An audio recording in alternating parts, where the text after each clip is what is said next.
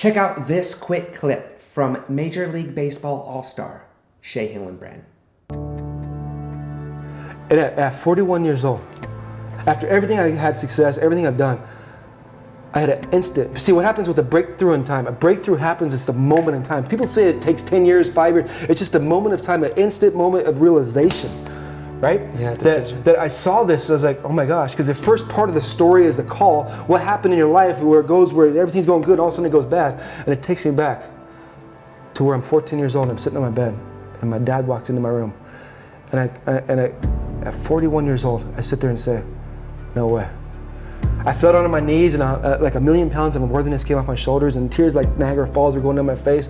It's like, see what happened, my dad loved California so much and the family loved it. I found this out later in life. They didn't want to move. They wanted to stay there. But they sacrificed the whole family for me because my dad saw something in me that I couldn't see in myself to give me the best chance to become a major leaguer to come to Arizona. And so I was the like, story you were telling yourself was completely wrong from what really happened. And the story these kids tell themselves, and the story a lot of people tell themselves, isn't true. But if you say it so much and over and over and over, just like with you, what you do, what you master with basketball, myself with baseball, it just becomes repetition. It becomes a habit. And when something becomes a habit, your mind turns it over to your body because your body actually knows it more than your mind. So once you say it enough, you don't even think about it because it's in your subconscious level and it creates your belief system.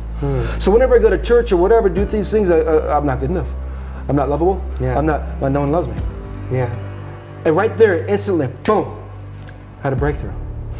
So with that being said, I was able to talk to my dad. My dad, God bless his soul, he died like 3 months ago, but I was able to talk to him before he died, and I set him free. Because he struggled his whole life from like 5 years old to 75 years old. He dealt with what I dealt with and trying to break that generation cycle of just this crap in my family has been the biggest accomplishment. He had a bad self-story as well, you're saying? Horrible. Yeah.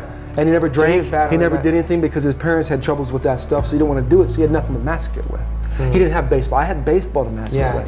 You know what I mean? So I realized that I didn't have to drink to get my parents' approval. I didn't have to make the money. I didn't have to do any of that stuff. Anything.